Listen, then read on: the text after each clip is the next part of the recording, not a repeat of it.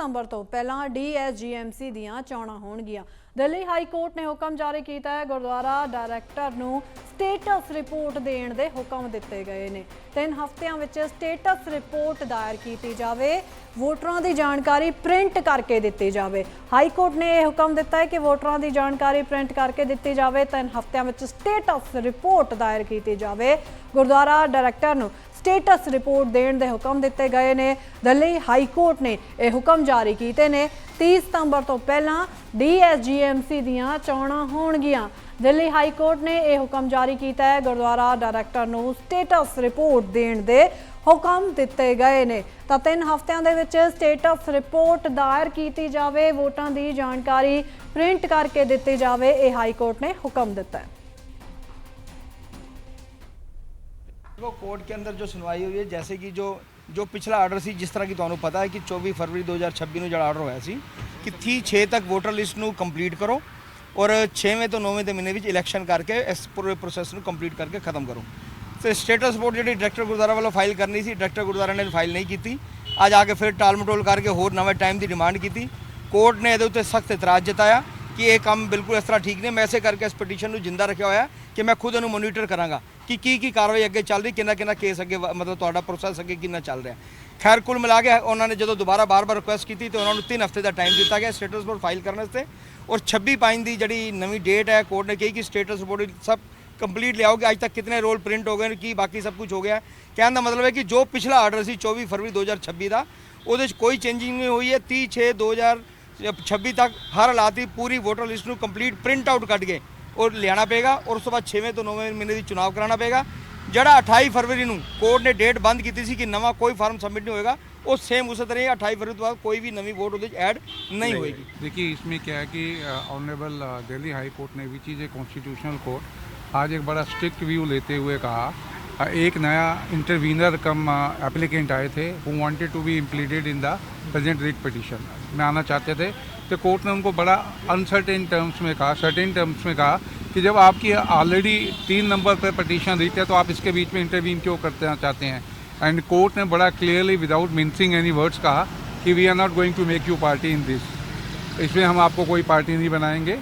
ये कहते हुए कोर्ट ने कहा नोटिस इशू करने के लिए कह दिया। उन्हें कोई पार्टी इम्प्लीट नहीं की गई। उन्होंने एक प्रेयर की थी कि प्यारा 11.5 को डिलीट किया जाए, जिसमें ये कहा गया था कि चाहे इलेक्टोरल रोल बने ना बने, लिमिटेशन डीलिमिटेशन हो ना हो, इलेक्शन 30/9/2026 से पहले कंक्लूड करवाने पड़ेंगे। 30 सितंबर तो पहला डीएसजीएमसी ਦੀਆਂ ਚੋਣਾਂ ਹੋਣਗੀਆਂ। ਦਿੱਲੀ ਹਾਈ ਕੋਰਟ ਨੇ ਹੁਕਮ ਜਾਰੀ ਕੀਤਾ ਹੈ। ਗੁਰਦੁਆਰਾ ਡਾਇਰੈਕਟਰ ਨੂੰ ਸਟੇਟਸ ਰਿਪੋर्ट ਦੇਣ ਦੇ ਹੁਕਮ ਦਿੱਤੇ ਗਏ ਨੇ। 3 ਹਫ਼ਤਿਆਂ ਵਿੱਚ ਸਟੇਟਸ ਰਿਪੋर्ट ਦਾਇਰ ਕੀਤੀ ਜਾਵੇ, ਵੋਟਰਾਂ ਦੀ ਜਾਣਕਾਰੀ ਪ੍ਰਿੰਟ ਕਰਕੇ ਦਿੱਤੀ ਜਾਵੇ। ਹਾਈ ਕੋਰਟ ਨੇ ਇਹ ਹੁਕਮ ਦਿੱਤਾ ਹੈ ਕਿ ਵੋਟਰਾਂ ਦੀ ਜਾਣਕਾਰੀ ਪ੍ਰਿੰਟ ਕਰਕੇ ਦਿੱਤੀ ਜਾਵੇ। 3 ਹਫ਼ਤਿਆਂ ਵਿੱਚ ਸਟੇਟਸ ਰਿਪੋर्ट ਦਾਇਰ ਕੀਤੀ ਜਾਵੇ। ਗੁਰਦੁਆਰਾ ਡਾਇਰੈਕਟਰ ਨੂੰ स्टेटस रिपोर्ट देने के हुक्म दिते गए ने। दिल्ली हाई कोर्ट ने यह हुक्म जारी किए ने। 30 सितंबर तो पहला डीएसजीएमसी दीयां चोणां होणगियां।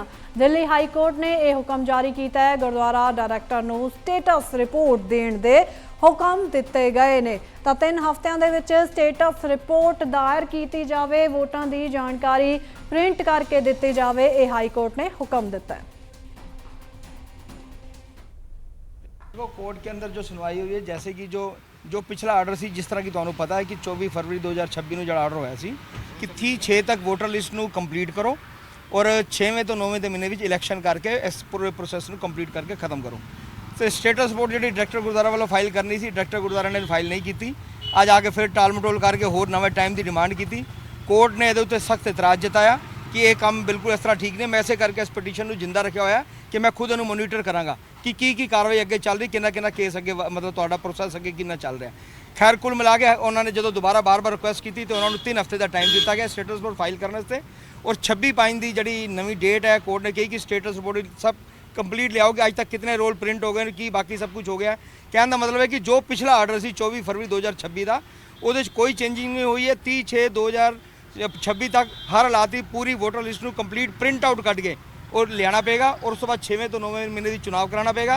जड़ा 28 फरवरी को कोर्ट ने डेट बंद की थी कि नवा कोई फार्म सबमिट नहीं होएगा, ਉਹ ਸੇਮ ਉਸੇ ਤਰ੍ਹਾਂ ਹੀ 28 फरवरी ਤੋਂ ਬਾਅਦ ਕੋਈ ਵੀ ਨਵੀਂ ਵੋਟ ਉਹਦੇ 'ਚ ਐਡ नहीं होएगी। देखिए इसमें क्या है कि ऑनरेबल दिल्ली हाई कोर्ट ने which is a constitutional court आज एक बड़ा स्ट्रिक्ट व्यू लेते हुए कहा एक नया इंटरवीनर कम एप्लीकेंट आए थे who wanted to be impleaded in the present writ petition में आना चाहते थे, तो कोर्ट ने उनको बड़ा अनसर्टेन टर्म्स में कहा, सर्टेन टर्म्स में कहा कि जब आपकी ऑलरेडी 3 नंबर पर पटिशन रिट है तो आप इसके बीच में इंटरवीन क्यों करते चाहते हैं।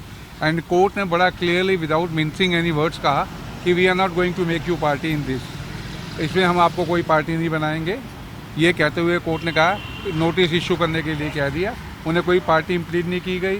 उन्होंने एक प्रेयर की थी कि प्यारा 11.5 को डिलीट किया जाए, जिसमें ये कहा गया था कि चाहे इलेक्टोरल रोल बने ना बने, लिमिटेशन डीलिमिटेशन हो ना हो, इलेक्शन 30/9/2026 से पहले कंक्लूड करवाने पड़ेंगे।